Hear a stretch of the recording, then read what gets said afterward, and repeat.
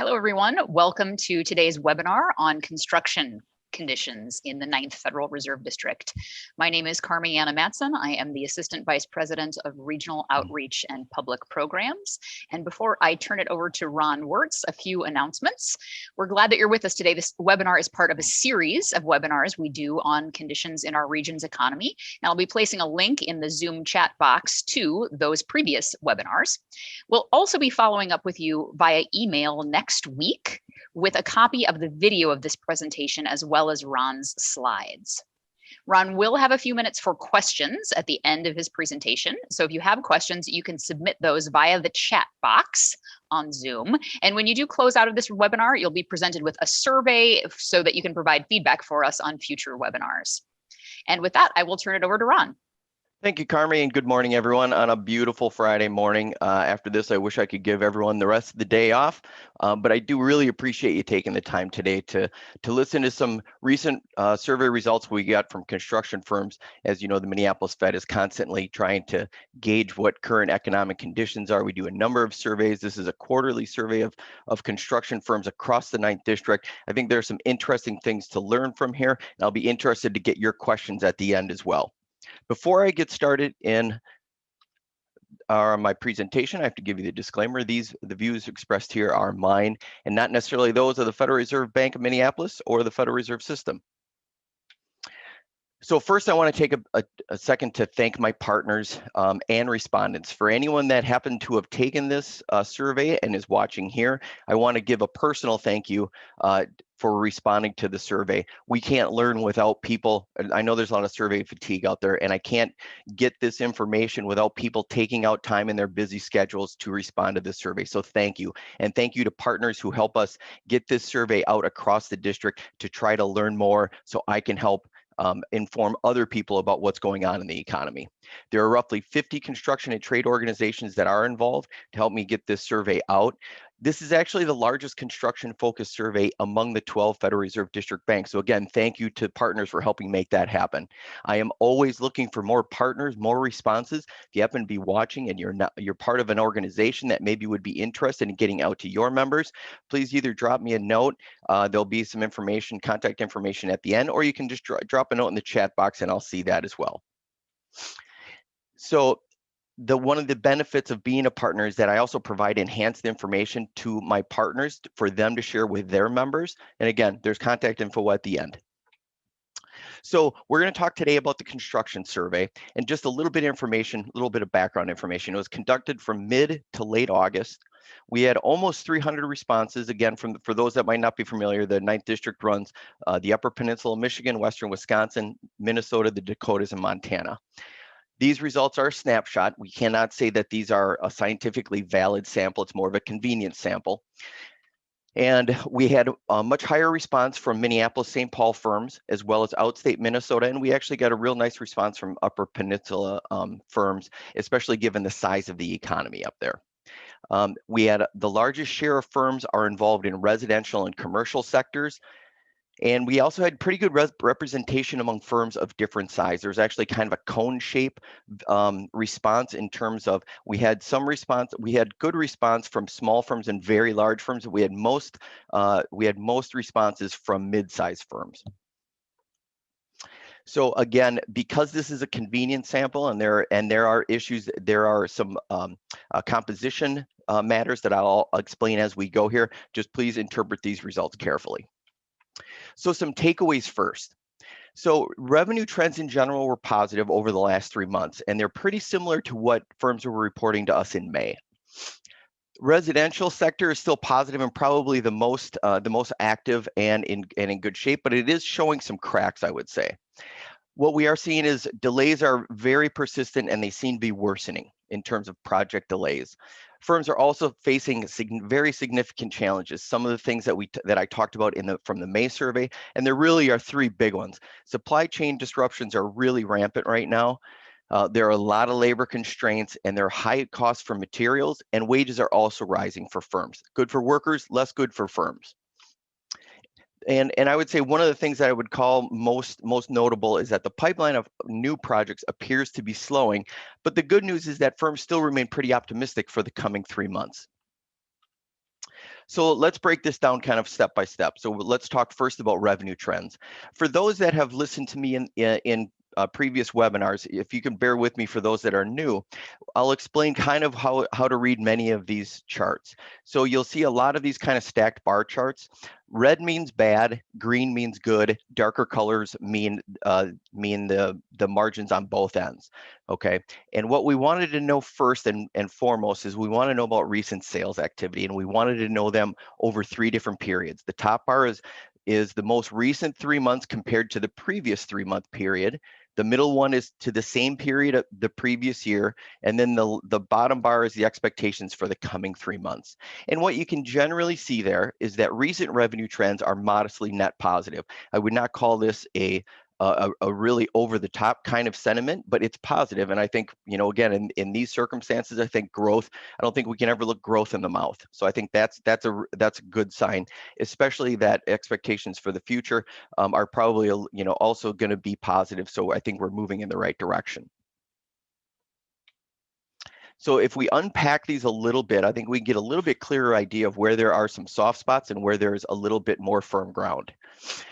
So one of the ways that we try to get a better idea is that we ask respondents to identify the sector where they do most of their work. And there's 4 categories: infrastructure, industrial, commercial, and residential. And what we're seeing is fairly similar to also what we saw in May, that the residential sector continues to be the leader among these subsectors. It also influences overall results. So commercial and residential were the strongest, and those were the largest share of all respondents. So they're also going to influence overall results. We had about 10 or 15% say they were working in the industrial and infrastructure space. So again, if you weighted all of these, or if we had more firms weigh in on the infrastructure and heavy, it's hard to say whether or not the results would change, like if that 10% was actually representative of the industry as a whole. So we have to be careful about over interpreting that. But generally speaking, the fact that we had more residential and commercial firms weigh in here kind of influences the overall results up from what we can tell of the overall composition. In terms of expectations for the coming 3 months, I would also say they're still relatively positive. Infrastructure here again remains net negative, and I'll get into a little bit of maybe why some of that is happening here shortly. We also look at revenue trends by firm size. And if I can take a step back quickly, so I do also a general business survey. And what that survey has found very, very consistently is that size really matters in terms of your revenue trends. The smaller the firm, the less positive your overall revenue trends are. And the larger you get, the more positive your revenue trends are. So there really has been advantage to scale among businesses in the overall economy. That's not the case here with construction. At least that has not been the case the last couple of surveys since we started asking this question. If anything, it actually is almost going reverse scale, where you see the smaller firms having a little bit more positive overall revenue trend over the last 3 months compared to the same period a year ago. And there are possibly a few factors. And again, I would be careful over interpreting this. The one thing I would say is that residential, generally speaking, we're talking about smaller projects. Houses are much less expensive than big highways. And that sector is doing better overall. So the fact that there are more small firms in a sector that is doing better probably is one of the reasons why smaller firms seem to be performing a little bit better. On the other end, as I showed earlier, infrastructure is doing a little bit tougher. Those are really big, major projects. It takes big firms to pull those off in many cases. And I think that because that sector is doing a little worse, that is maybe one of the explanations why you see a little bit tougher revenue trend among really big firms. So cancellations and delays are also really important. It's something that we want to find out more about. And right now, what you would say, I draw your attention first to the project delays, the bottom bar. And what we're seeing is that project delays are continuing to increase. This is since May. And so what we're generally hearing from a lot of firms is that there are a lot of delays for lots of different reasons that I'll talk about. More than half of firms saw increased delays, and 1 in 5 said they increased significantly. Project cancellations, also not a positive measure right now. It's a net negative. I would not say it's really concerning. We've seen project cancellations throughout the pandemic for lots of reasons, but it would feel better, quite frankly, to see this turn positive, that they're seeing fewer and fewer of them. Breaking this down again by sector, you've seen some changes, some differences here, but also some similarities. So delays are hitting all sectors. The chart on the right. So especially in residential, and that's where I would say I'm starting to see a little bit more evidence of some stress, more stress than we had been seeing earlier, and that you're seeing a really significant share. 25% have seen project delays increase significantly. I think part of the reason possibly is that consumers are more sensitive to the delays that are happening, and to cost increases. And that's probably why they're also seeing the highest level of project cancellations, that there might be an easier ability to just hold on a project or cancel it entirely. And they may be more sensitive to some of the factors for why those things are happening. In terms of what firms see in the future, I think it's really important for us to ask about what they see in terms of projects out for bid or requests for proposals, the RFPs. And we asked them to tell us what they are seeing in the pipeline for projects out for bid compared to May levels, so 3 months ago. And what we're seeing is that the pipeline for new project continues to contract. This is also a fairly similar measure from what we saw in May, and that the pipeline for new public projects, seem to be pulling back. Now, you wouldn't necessarily see that if you're a driver in Minneapolis, because it seems like there's a lot of roads torn up, but there are always a lot of projects out there. And what it seems like right now is that there maybe just isn't a lot of as many new projects coming out as maybe what we had been seeing. New private projects also. Now that's still net positive, but only barely. And this one is also contracted since May. So in general, what I would say is this is not a full pipeline of new projects really just ready, for activity to happen. Again, looking at it by sector, I would say mostly similar, but there are some variations. Infrastructure, again, not surprising given what I had shown in earlier slides, that the pipeline here, so at recent activity has been a little slower, and it looks like the future pipeline is also a little slower. I have to assume that if there is a federal infrastructure bill that actually gets passed, I expect this to turn, but until it does, this is, I think, what we're seeing right now is that there is just not a lot of extra new work out for bid in that public space. In terms of private, we're seeing also some pullback in the infrastructure area there as well. And otherwise, it's kind of on a fairly even basis, those that are seeing some growth versus those that are seeing some contraction. One thing I would note on the private projects is that we're seeing, if you look at the dark red, we're seeing more dark red, significant lowering of what they're seeing in the pipeline versus those that are seeing significant growth. So there's a little variation there as well. So we also ask firms about kind of what's challenging to your business right now, and there are big reasons and more big reasons. So we give them a list that you see here, and 3 pop off the screen very, very quickly and dramatically. The good news is in terms of material input costs, that's actually come down since May. So we think there's a little bit of moderation in some of the pricing that they're seeing in material costs. I'm going to talk a little bit about that later. But generally, the challenge trifecta is labor availability, supply chain problems, and material costs. We know prices are going up. Everything else is really in the margins. I think normally you would hear, I think, contractors talk about delays in permitting and some of those things. COVID related issues are also pretty minor. We only got, I think, a very small handful of people that even suggested other problems.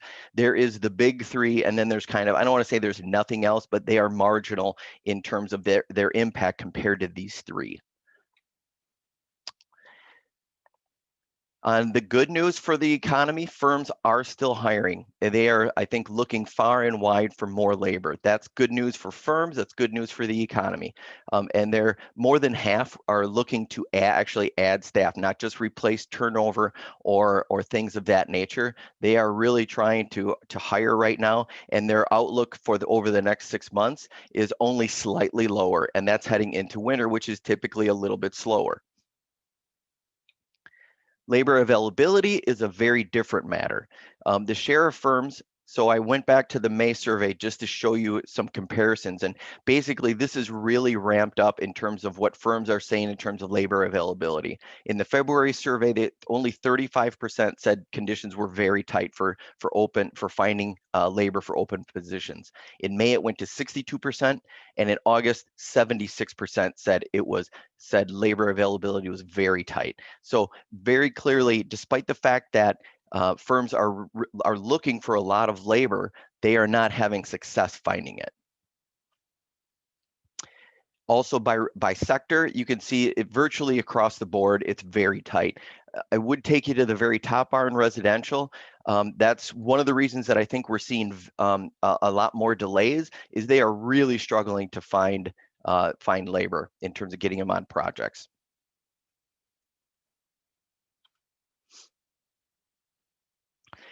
Wages, not surprisingly, have also been growing, and I would say growing more strongly than I'm seeing in other sectors, given the other survey work that we're doing. You have roughly 60% that say wages are growing more than 3% for skilled trades. We also do. We also ask about all other jobs in construction firms. We're seeing only a little bit slower wage growth for all other kinds of jobs in construction firms. So in general, construction firms are paying pretty good wage increases, higher than what we're seeing in a lot of other sectors. They don't expect that wage pressure to really change either over the next 12 months, almost identical to what they've seen over the last year.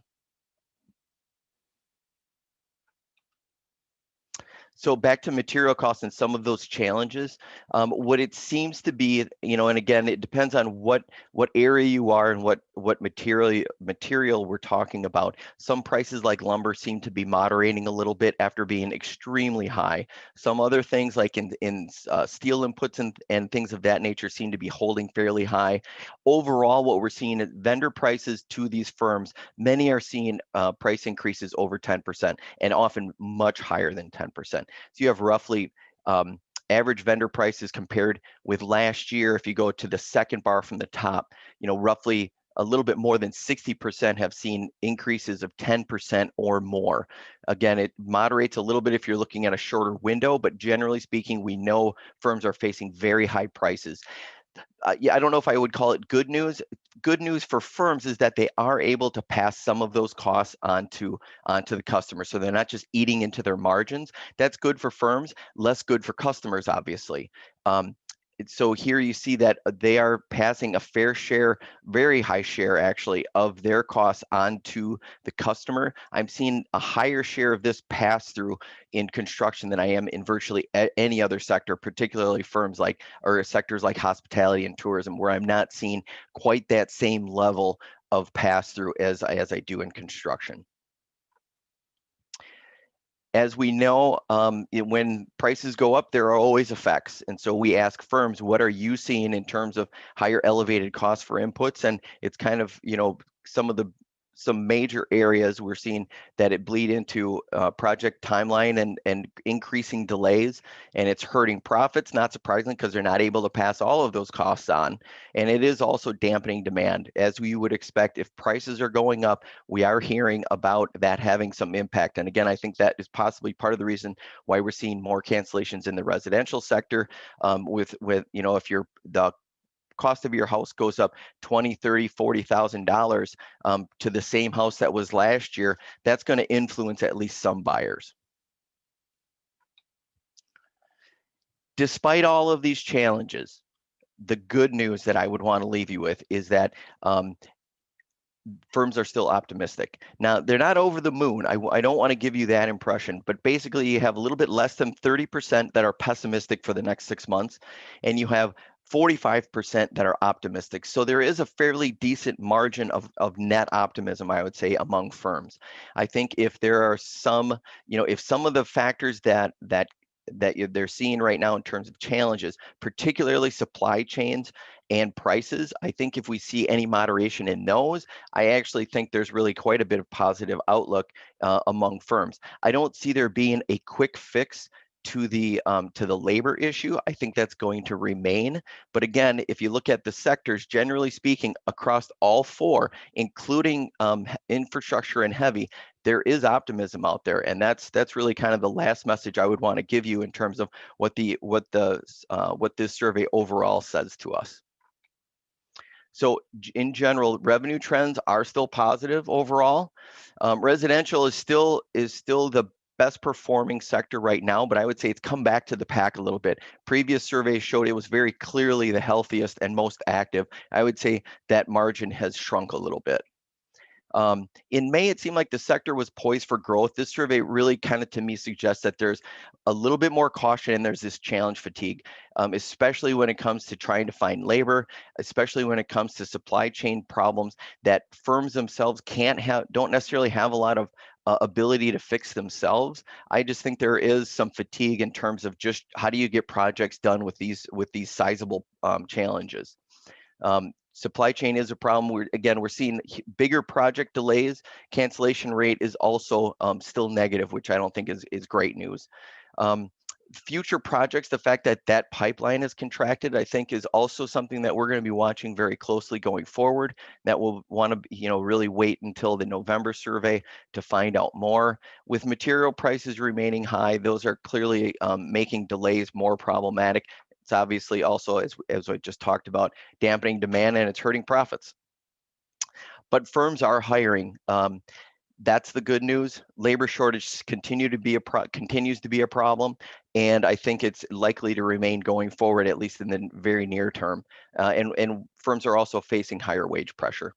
But again, last thing I would leave you with, firms are optimistic over the coming 6 months. So a bit of a mixed bag, but overall positive. And given all the challenges, any firms that are out there that are listening to this, I wish you a lot of luck. I know there are a lot of challenges to face, but you seem to be doing a great job on still getting things done. And with that, I'm sorry, before I take questions. This is part of a lot of different surveys. So I'll have the next construction survey coming out in mid-November to kind of follow up on all of these issues that we're talking about and that the Minneapolis Fed is tracking. We're always looking for new partners. So if anyone's interested, please get a hold of me.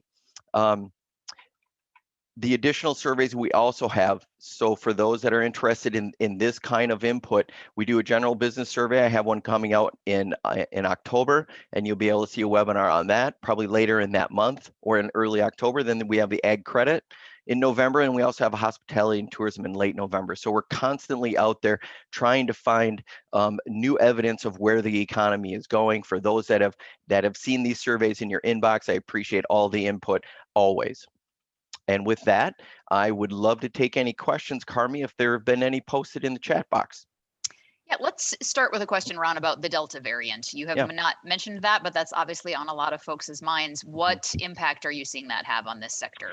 Well, right now, it's what I would say it's tough to measure exactly in the construction sector, because I think what we're seeing the first impacts on are kind of the immediate consumer areas. So you probably see it more in consumer spending, and in retail, restaurants, things like that. That doesn't mean it doesn't have a factor here. And I think particularly as it relates to supply chains and workforce, I think we're probably going to start seeing more evidence of some impact. It's hard to gauge whether or not those are big impacts, because if you looked at the supply chain problems already, those are big problems. So I don't know how much worse they can get, probably some. And I think the longer the Delta variant and the deeper the more infections we see, the broader the widespread of Delta, I think we're going to start seeing more and more impacts as it affects consumers. It's going to have a ripple effect. I don't think there's any question about it. We didn't see as much of a ripple effect in terms of the COVID-19 initially. There was construction firms were made essential. So I think after kind of an initial pause, we really saw a fairly decent 2020 construction season, actually. So its exact impact is going to be, I think, something that we'll see only over time. We won't see, I think, a huge impact, kind of all at once. But it's something we're following very closely.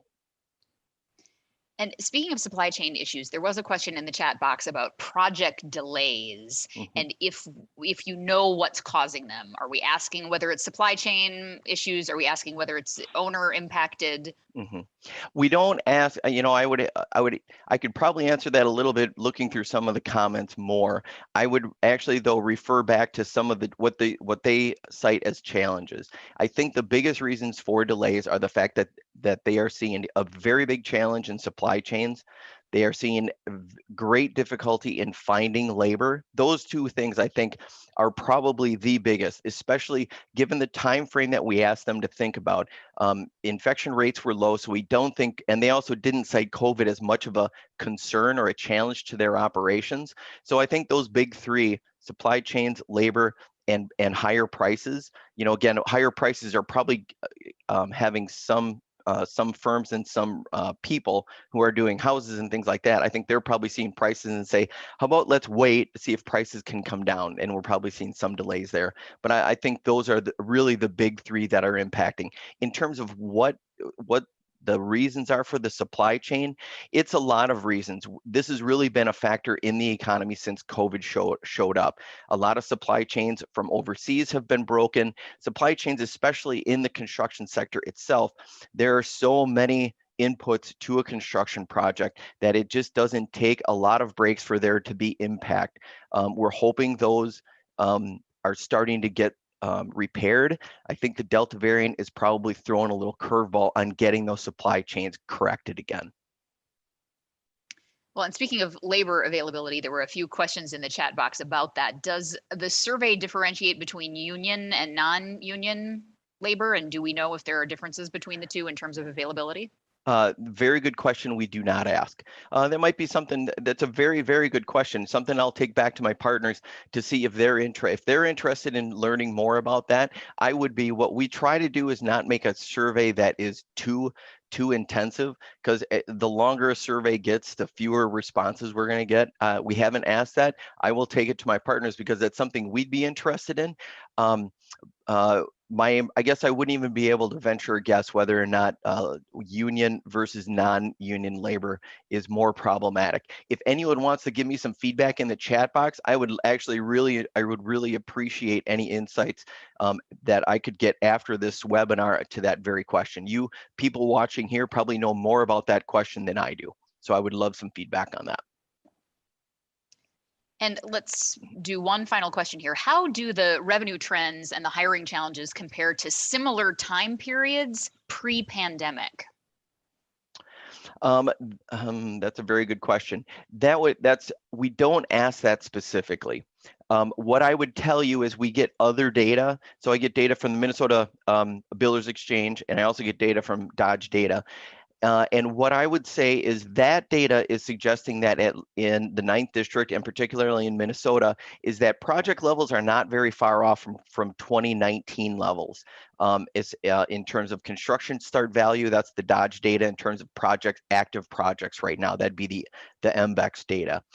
So I would say we are not actually that far off. So given all the challenges, I think that's also a pretty positive sign for the sector in general, especially if we can overcome some of the big challenges that firms are facing right now. Thanks, Ron, and thanks all of you for joining us. We'll be following up with all of you next week with an email that contains a link to this video as well as a copy of Ron's slides. And before you close out today, we'd love for you to fill out our feedback survey and give us a little feedback on our webinar series. We'll reach out to you to let you know when our next webinars are scheduled. Thanks so much for joining us, everyone. Have a great day.